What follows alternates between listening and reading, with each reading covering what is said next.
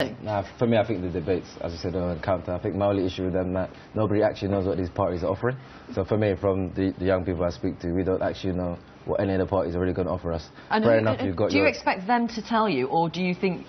No, I expect them to tell me. And even when you do read their manifestos, because unfortunately I have to read them, there's nothing really clear about what we're actually going to do to ensure that crime goes down, to ensure that there are actually more jobs. And the danger, if you've got, for example, the Conservative government saying we're going to take away 11 billion from welfare benefits. Then you've got Danny Alexander saying 8 billion is going to come from, basically, from poorer people again. And it's just this shadiness, and I think, as you said about the honesty for me is important. But that's... Sorry, Norman. I mean, that you describe it as shadiness. That's, you know, that's every campaign, isn't it? It is, but, I mean, I really think at the root of our difficulties is candour. And if you take this argument you raised about the benefits, I mean, the Conservatives have been quite open saying we do want to cut benefits. There is an argument to be made about cutting benefits. Make it. If you think that actually better off people don't deserve to get child benefit, and there's a perfectly credible argument to be made. If you're earning £40,000, why do you need benefits to bring up your children? Make the argument. Don't hide and say, we're not going to say. I think that is a disservice to the electorate. It's a disservice to yourself. If you believe something, that's why you go into politics, to argue it. And I think it's this fear of being tripped up, of being seen to make a gaffe. I think we've got to have a bolder form of politics where politicians are ready to argue their case. I think that died with Nick Clegg, though, because Nick Clegg, as we saw earlier, he made his massive pledge, and he's suffered. And since then, I haven't really seen anyone be bold. But Nigel Farage. Nigel Farage, he's the only person. He's charismatic. He has. But his policies. You've just told me that the young don't hear his policies, and we don't, because we judge someone within 2 seconds of seeing them. Nigel Farage is the candour and the honesty and the openness. He's a character, and I must admit that he's enjoyable to watch.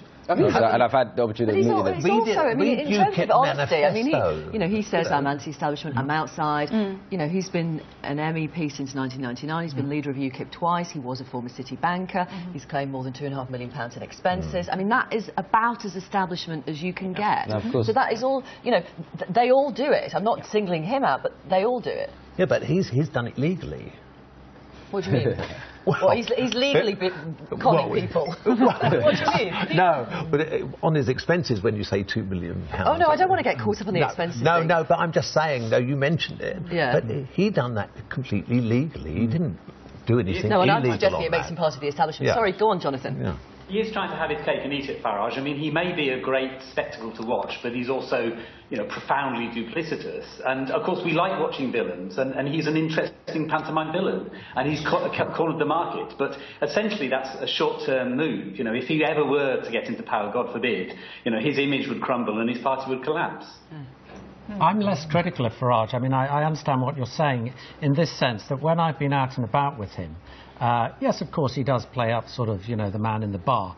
But he is willing to engage with voters. Exactly. And I've seen him, you know, he does not hide from the public. And I guess that's my real problem. I feel it's a tragedy, really, for our politics, that politicians now are almost fearful to engage with the people they're supposed to represent. I guess that's what I'm getting at. The thing across the board is that they're afraid to also engage with young people. We were just discussing that it's all very well that they're catering their policies and they're talking to older voters, because they don't seem to understand that there are young voters who are interested in politics and are discussing it with their friends and family, and they're not talking to their audience. And, you know, we've seen with small things like the Miliband fandom online of teenagers talking about Ed Miliband and things like that. They're trickling under the surface, and every so often they pop up and people are like, oh yes, there are young voters and we should engage with them now, and we should realise that they are a huge part of this country. Let me read some messages from social media. Sarah says, I think it's been a brilliant campaign so far for Ed Miliband. I may be 43, but I am definitely a member of Millie fandom. Get on social media. It's been exciting. Has it been that exciting on social media? It has had moments on social media, moments, I think, moments where people on social media have had to try and make it exciting. I think that's the only difference between The same thing actually with the last election and this election, that people are going to Twitter and they're photoshopping images or they're, vining amusing moments from the election debates, and they're trying to make of it what they can because it has been so sterile and boring that they're trying to pull key bits and trying to spark up a conversation online. And the Millie fandom is a perfect example of that sort of thing. Bob on email says the campaign has been childish, boring, and I've already voted via postal vote for UKIP.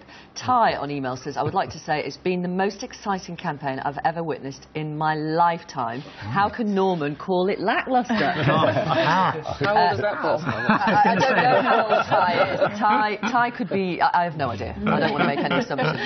Sally on email for me. Well, it depends where Ty is. I mean, I don't know if Ty's in Scotland or England or Wales. I just don't know. So Sally on email says, for me, there's one outstanding personality in the whole campaign who stands out head and shoulders above the rest. A bright star amidst a grey firmament. It's Norman Smith. Oh, no. Thank you. But I've been trying to get a little bit serious about this. It's all very well for Miliband to reinvent himself as a sort of kind of sex god or whatever. To be fair to him, I don't think he was... Because I think he might have held Stephanie Flanders' hand 50 years ago or something or other. But, would you let Ed Balls anywhere near the economy ever again? But when you say about Ed Miliband reinventing himself, I'm interested to know what people's take is on the Russell Brand thing, because there was quite a lot of discussion about that. Ed Miliband did an interview with Russell Brand. I think that was really good. So did I. He got an awful lot of sort of heat in the press. Why are you doing an interview with this person who doesn't believe in voting? But I kind of thought credit to him for going out there, and it was a risk for him. It could have gone completely pear-shaped. And in a funny sort of way, it seems to me Ed Miliband has grown in confidence in this campaign and is more willing to engage. What you often find in campaigns, and Neil Kinnock was a classic example, as the campaign went on, he sort of shrunk into himself and he became ever more constrained with people around him saying, don't do this, wear that suit, and he lost who he was. I think the opposite with Miliband, he's actually just relaxing into it.